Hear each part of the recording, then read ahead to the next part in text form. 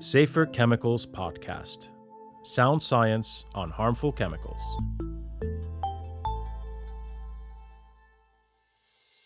The MSc taking the science-based decisions has a crucial role in ensuring that all chemicals could be used more safely, has a crucial role as well in promoting the view that substances of concern are minimized and substituted as far as possible. We are there when there's divergence, so we are getting the difficult cases to decide upon. And that's why it's so very important that when we are at this meeting, we all have the same view to find convergence and to find agreement in the way forward. We really work together to bring and carefully consider different scientific, technical and legal aspects.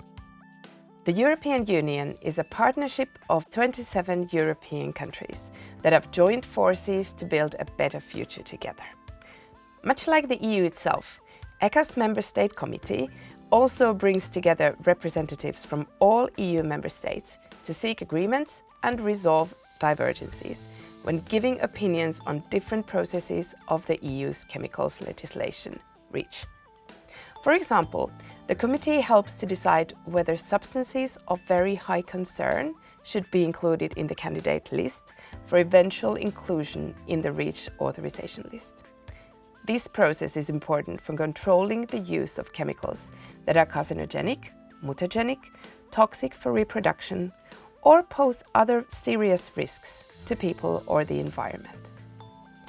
In this episode, we meet Katinka van der Jagt, the chair of the Member State Committee, as well as the members from Sweden, Katarzyna Malkiewicz, and the Polish member Agnieszka Dudra. We will talk about the role of the committee, its tasks and responsibilities, and how its work contributes to chemical safety. My name is Päivi Jokiniemi, and this is the Safer Chemicals Podcast. Welcome all. Thank you for joining us during a busy week. Thank you for inviting me. Indeed, thank you. I'm happy to be here, thank you. I was thinking we'll dive right in, and I'd like to start by asking what each of you finds unique about this committee, and how would you yourself describe your role in ensuring chemical safety in the EU? Well, I guess I first would like to pick up on your description earlier about the committee helping to decide on these inclusions in the candidate list, etc. It actually helps already quite before that, because it, for example, identifies the chemicals that are considered to be of high risk, so the substance of very high risk. So I think it starts with the MSc. This is at least something I would like to add. And one thing that I want to stress, and I think you also already said that also, is that we are there with all member states. We're all there together taking decisions. So it's a very broadly carried decision. And I think that's something I would like to emphasize now. What about from the national points of view? I think that the voting procedure for this committee that is based on the anonymous agreement has a positive impact on the way how we work. We really work together to bring and carefully consider different scientific, technical and legal aspects. And in a great majority of issues and cases, we are able to understand what are the grounds of those diverging views. And this really helps to find the best outcome, and the outcome that can be supported by all the members. And this can be decisions with the testing requirements, but it can be also agreements in the identification of substances of very high concern, or another yet process that is a recommendation to Annex 14. The work of the MSc is very useful for understanding the challenges with implementation of REACH, and being it, for instance, the limitation and uncertainties of the testing methods that we are using, but also the legal text itself. And sometimes those challenges that we experience cannot be fixed by MSc work, but they could be approached in another fora. For instance, like updates of the test methods that could be approached in the OECD level, the global level, but also supporting the Commission work in the revision of the legal text. Very good concrete examples. What about you, Agnieszka? I think that the committee should continue the role of a body which is well equipped to be involved in providing opinions to the ECHA's existing processes, like, for example, classification of the substances, and to take part in new tasks which will be covered by the ECHA's future extended mandate. The other point is that MSc taking the science-based decisions has a crucial role in ensuring that all chemicals could be used more safely, has a crucial role as well in promoting the view that substances of concern are minimized and substituted as far as possible, and a crucial role as well in phasing out the most harmful ones for non-essential societal use, in particular in consumer products. The unique value of MSc is a high transparency of the processes, what ensures the high level of trust in the ECHA's work. MSc ensures high quality of decisions and its outputs are clear, complete and conclusive. You already now all referred to kind of several tasks of the committee, but I was thinking still, in your opinion, if you'd need to raise one task that you think is most important, what would you say? I have a difficulty to point on one, but I have experience examples of two, if possible. So most important is the MSc involvement in generation of experimental data for thousands of industrial chemicals, as this data is the basis for identification of hazardous chemicals and management of the risks that they pose.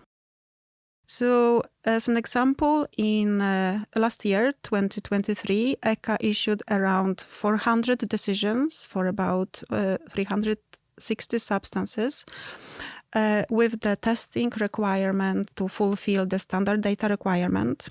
And in about 10% of those decisions, MSc has been involved to resolve diverging views. And this proportion of the decisions that we are involved in has diminished through the years. And that is because we have worked towards finding agreed and aligned testing strategies that are being implemented now. So in this way, we have gained agreement, a long-term agreement, and now the decision process can run smoothly.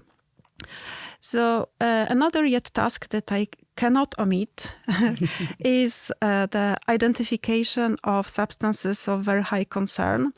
And in this respect, especially those with the hazard for endocrine disruption that were identified as substances of equivalent level of concern, but also those with properties so-called PBTs, VPVBs, PMTs, and those abbreviations refer to the properties of persistence, bioaccumulation, toxicity, and substances that are globally mobile. Those are very important hazard classes that MSc has contributed because so far they have not been a part of the CLP classification hazard classes.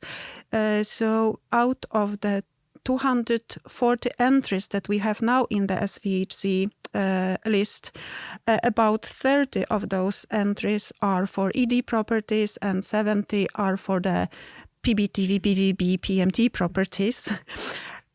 So that is a quite significant amount of the substances identified for those hazardous properties.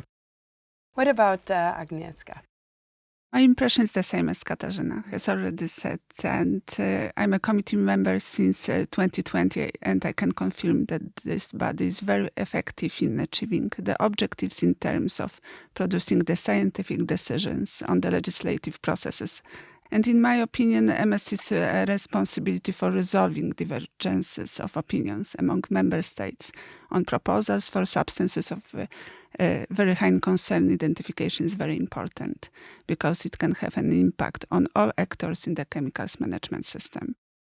Yes, and perhaps to add, because yes, I also feel indeed the information generation that we are part of in the MSc and in a way a crucial part of is very much important for the REACH process. And it, of course, feeds in also to the further processes, because without this data, it would not be possible to take certain decisions on hazardous substances. So I think that's one thing. And I think another thing, indeed, for the SVHC that now have been highlighted, I can just add that because of these really good and in-depth discussions that we have at the MSc, we have been able to have quite a flawless record of in litigation of the SVHCs to stand strong. And that I think is very important. That shows how this work is really contributing in a very solid way to safer chemical situation in Europe. Would you have some examples of decisions that the committee has taken that you think that, well, this had a significant impact on the public health or environmental safety? I think, of course, it's always very difficult to pinpoint one case. And I think especially for me, that's a little bit difficult, because I think all the decisions we take are important, because that's exactly the role of the MSc. We are there when there's divergence. So we are getting the difficult cases to decide upon. And that's why it's so very important that when we are at this meeting, we all have the same view to find convergence and to find agreement in the way forward. And we do. So I guess I would like to stress that rather. A nice example. So MSc has a crucial role in the elimination of substances considered to have ED properties, as Katarzyna mentioned before, and which could cause probably serious effects to human health, like phthalates, bisphenols. There are the examples which we were working on. We discussed the evidence for ED properties for those substances before criteria of these specific hazard classes were implemented into the revised CLP regulations. So we are one step ahead. And as the next step, the committee opinions on that issue were used for the further EU regulatory actions. So this is the point which should be underlined. And Katarzyna? So I would like to bring an example of the testing strategy for mutagenicity that we have developed through years. And that was an effort from experts from ECHA, MSCAs, and a broad range of stakeholders via MSc. But we have also organized targeted workshop with our colleagues from RAC in 2018. And we have together considered pros and cons of different methods, and also how the newly approved method on OECD level, like the COMET assay, how they fit together to make this testing strategy straightforward, efficient, also to save money and animals. We are also using experience from MSc and experts from different stakeholders, and have supported Commission to include clarifying amendments in REACH data requirements, among others also mutagenicity. We are also now getting indications that the laboratories, so-called CROs, that they are very active in validation of the specific elements of those newly adopted methods for mutagenicity. We see still the room for improvement when it comes to genotoxicity testing, but we realize that those would require a REACH revision and adjustment of the legal text in the hopefully near future. If we then move on from the tasks to the committee itself, considering the diverse backgrounds and interests of each member state, how do you navigate the differing national priorities and regulatory preferences when taking the decisions?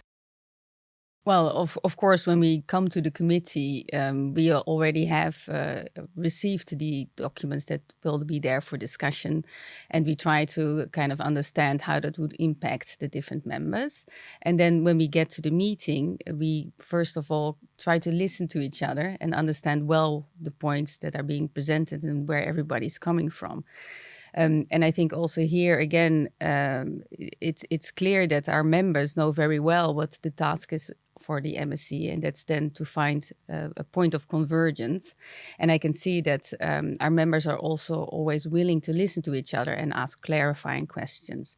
So I think in general, that sets the stage for finding agreement.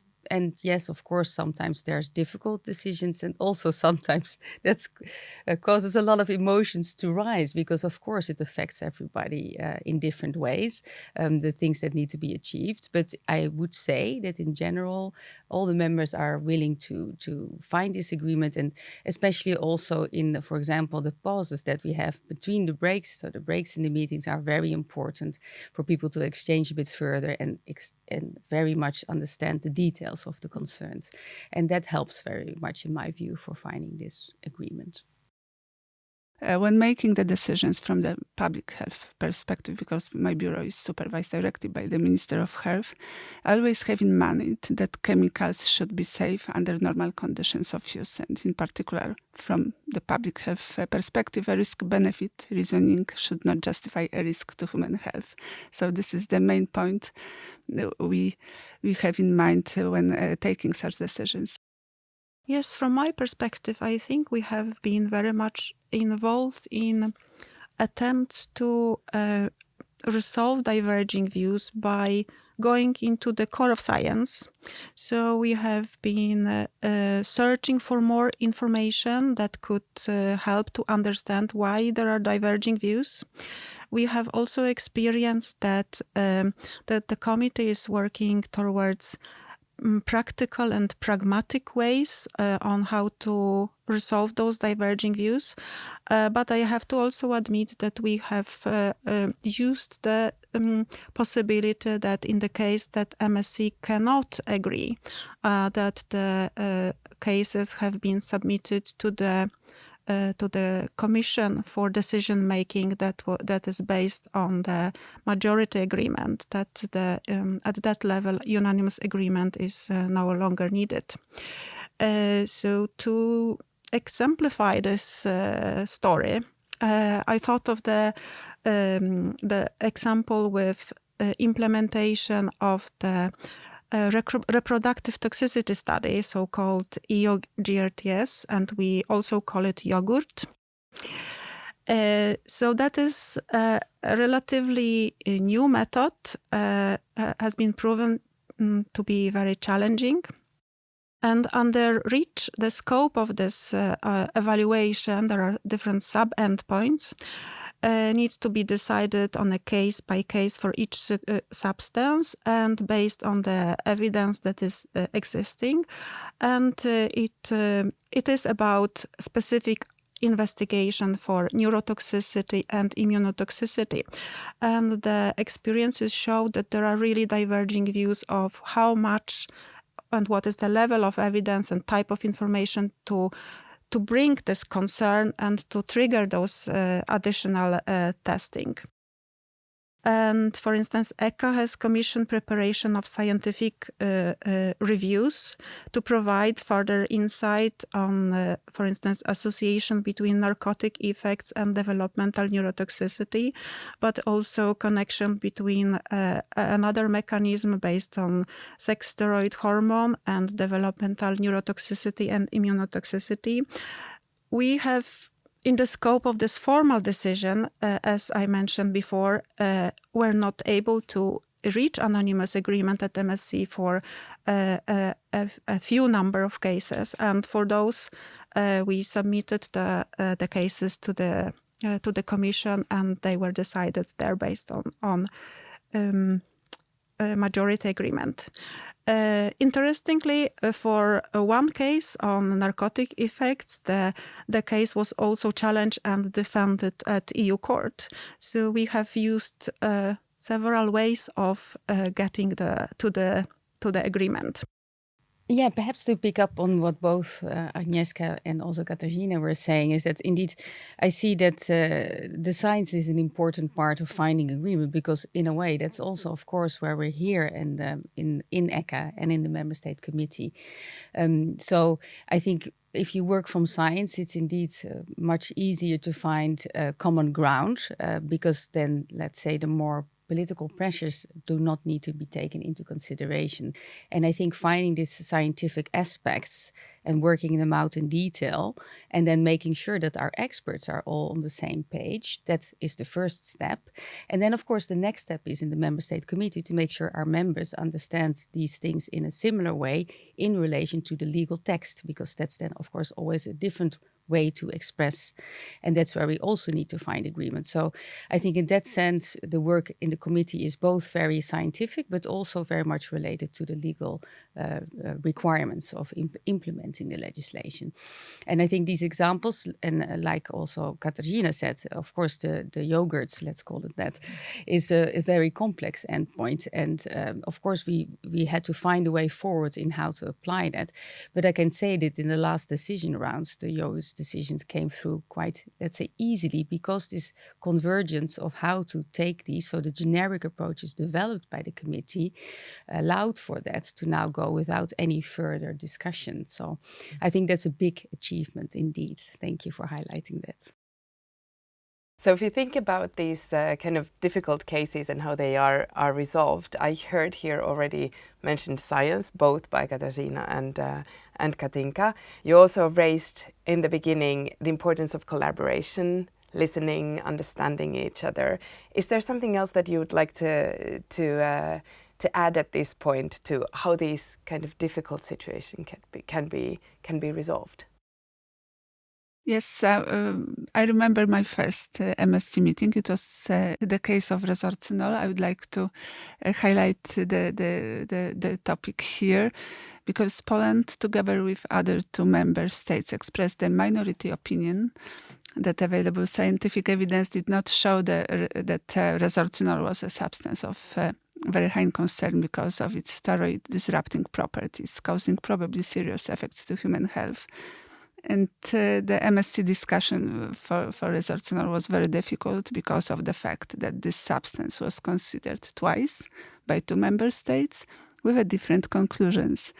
And I came to my first meeting with the expert's opinion that I cannot agree for this kind of decision. That's why I have to join to this minority position. Some members abstained from sharing their views on this, and one of them described this as a borderline case. So that's why it was, from the beginning, it was very difficult to solve. And MSc was unable to reach an unanimity, and in the result, the European Commission's REACH committee took the final decision on the SVHC proposal in its committee procedure. And decision-making process for this substance, due to its endocrine disrupting properties to human health, has not solved yet. Yes, and I think, yes, it's an important subject to raise on how this works in practice. You can, of course, abstain from voting, and in this case that happened, and you can also form a minority opinion. And as soon as that happens, these decisions go to the REACH committee. And sometimes it shows then that also in the REACH committee it's difficult to find agreement. So perhaps to stress that I think all possibilities and routes at MSc were sufficiently explored, showing how difficult this case was. So in addition to the Member State Committee, here at ECHA we also have other scientific committees. For example, we have the Risk Assessment Committee that Katarzyna already earlier referred to, the RAC. And then we have the Socioeconomic Analysis Committee, as well as the Biocidal Products Committee.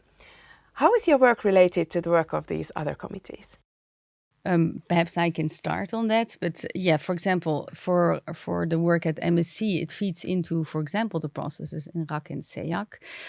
When it comes to the identification of substances of very high concern and the eventual inclusion in the candidate list, this information is then recommended to the Commission, and in this recommendation also we adopt opinions at the MSc, and then this recommendation results in inclusion in eventual inclusion in Annex 14, and with that then RAC gets the authorities and together with the CEAC to work on authorization. So that's, for example, how we feed into certain processes. But of course, in the connection for the committees, we I can say as chair, we as chairs also work together to find as much convergence also in our procedures that we can. So we exchange information on how our rules of procedure are implemented.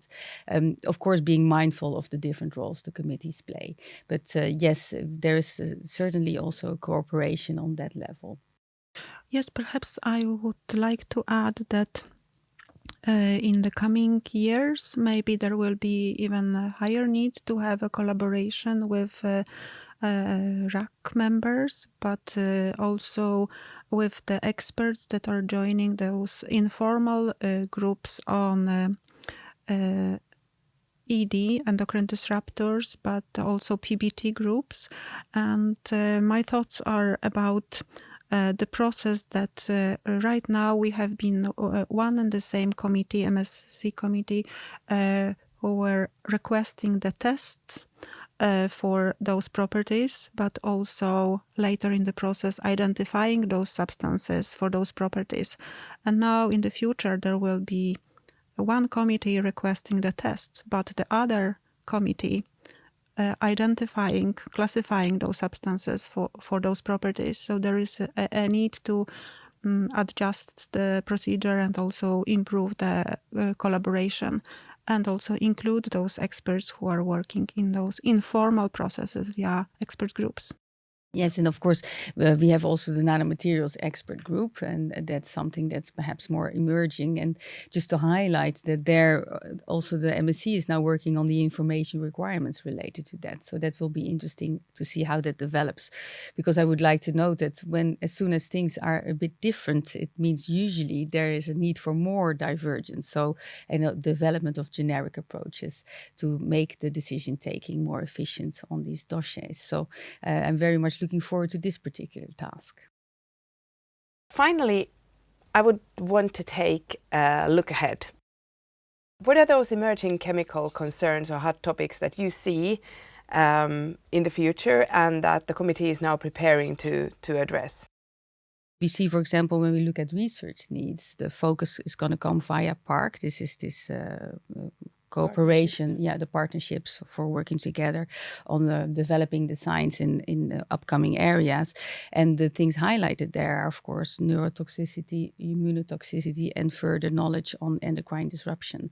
So I think that's an area that's potentially coming up, and I think this will be perhaps something that we can address in the nearby future.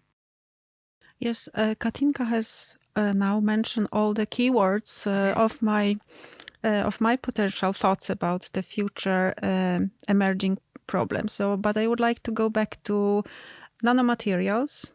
So ECHA, in fact, has started compliance check on nanomaterials, on nanoforms, and right now it has been focused on the physicochemical properties and also the grouping approach.